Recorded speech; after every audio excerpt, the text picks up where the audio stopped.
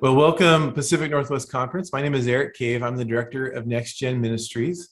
And I have a special guest today. I want to introduce you to Mark Knight.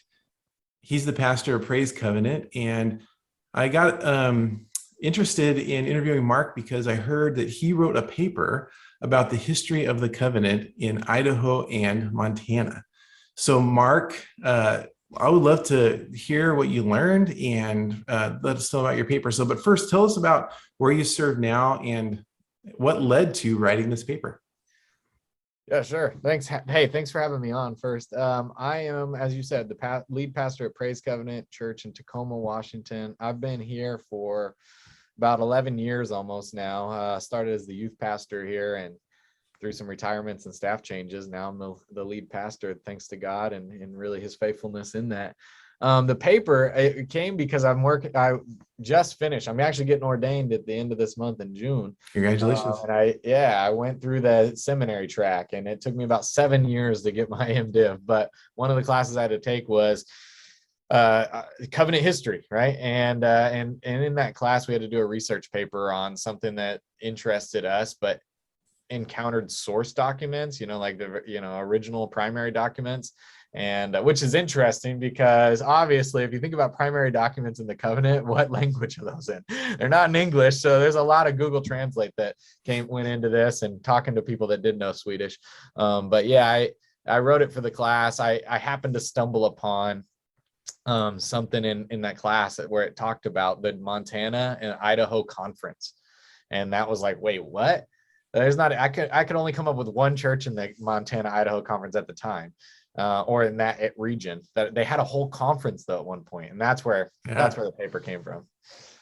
That's awesome. So I've known you, Mark, for I guess 11 years now since you started in the covenant. So it's been a lot of fun hanging out and watching you grow in your place there, and so. It's pretty cool to see that you're getting ready to get ordained, and that what led to this paper, what's interesting kind of a picture into the history of our conference. And I would encourage people to read the paper. We'll link to it.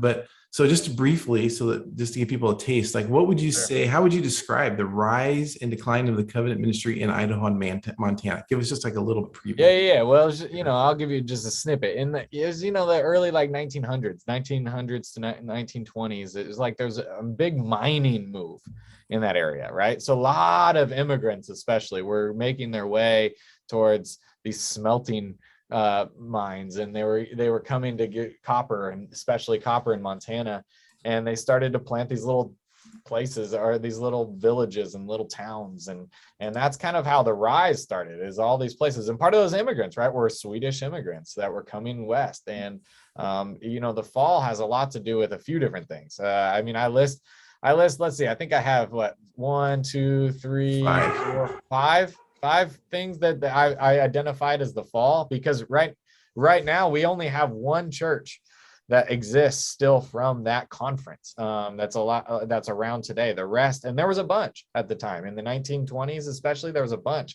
and they were considered one of the upstarts, right? Like the denomination was excited about this conference because a lot was happening and good things. They were building buildings. It wasn't just like a bunch of ragtag groups of people. There was things happening, and then within a few years, they all slowly disappeared, and some even split off, and some disappeared altogether. And so, it's pretty interesting to read and look into that history, especially because we're just now, we're starting to sort of launch in that area again. Helena's got it. I think it was 2014 or 2000, somewhere in there. They planted another church in Helena. Obviously, we got a new one down in Boise area, and so things are starting to happen again in the Idaho, Montana area. Yeah, my one of the fun takeaways from this was that back in, I guess, 1920s, our conference was called the Northwest Coast Missionary Association. It's a mouthful. It's a mouthful. That's a tough one to say. Yeah. I really enjoyed it. The history that's there about our conference, especially what happened in Montana, Idaho, is really fascinating. And you do a good job, I think, of identifying those elements and turning it towards like, what can we learn from this, and how does this influence us today as the Pacific Northwest Conference of 2022?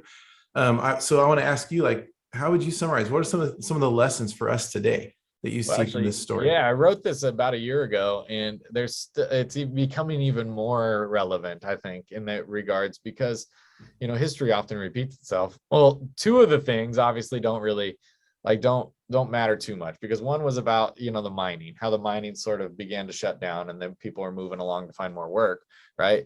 But obviously those people still existed in the area, and those towns still existed, and so there was abilities to change and adapt and find new ways to reach the neighborhoods, but that never happened. Another one was like darkness, and how about a lot of sin, and as they got into sort of the Wild West, if you will, some of these church folk that were young sort of miners eventually sort of wandered away from the faith completely, that you'd see in that area. But three of them, I think, pertain even no matter where you are now today. One was economic strain, right? In the 1890s, there's a lot of economic strain and depression that was starting to happen in the nation.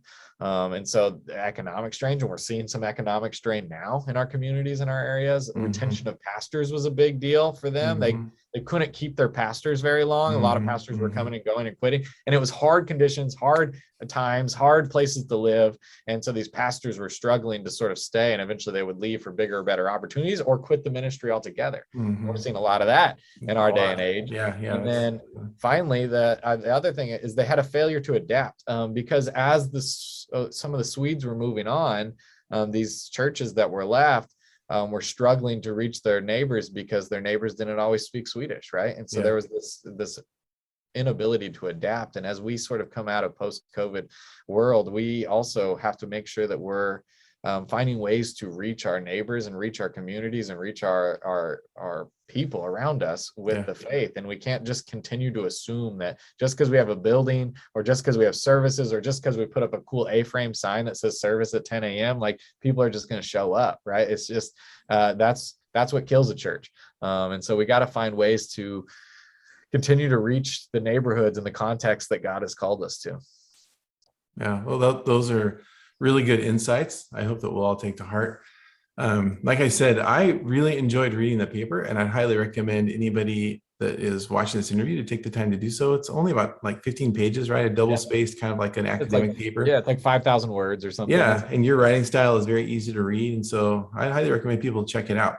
But you've also written even more recently. You've come out with a book, right? So I'm holding Mark's book here. It's called Non-Anxious Churches. It came out not too long ago, and Mark sent me this copy. It's signed, so it'll be worth a lot of money someday, I'm sure. But Mark, tell us about your book and what it's about, and how people can get a hold of that. Yeah, well, I mean, it's kind of a similar thing. Is in the midst of this quarantine, especially, it was right in the middle of the quarantine when we were all shut down. I'm starting to notice all these churches sort of respond very anxiously to COVID and how they're doing stuff. And we're in the middle of political tension, and George Floyd's murder, and all this stuff is happening in our culture, and people are wanting pastors and teachers and leaders and Christians to sort of respond. And often we weren't very well, because we were just as anxious as anyone else, right?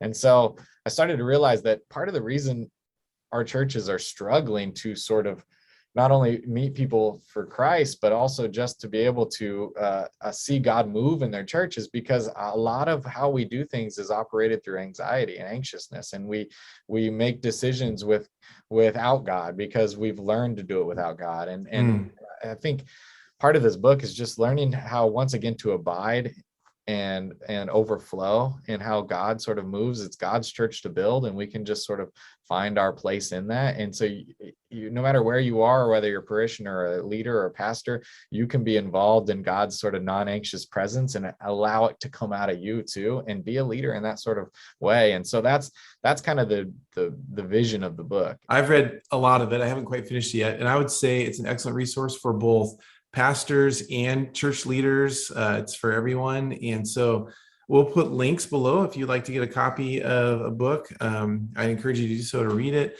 and support Mark, and as well contact information for people to get a hold of you. If you have questions about your paper or the book, or just want to chat, have you out to speak or something like that, we'll put that information there. So Mark, thank you so much for the time you spent today interviewing with us. It's been really great pleasure to have you.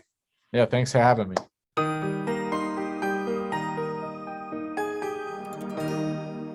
Like this evil, like yeah, man. Your mouth's open. yeah.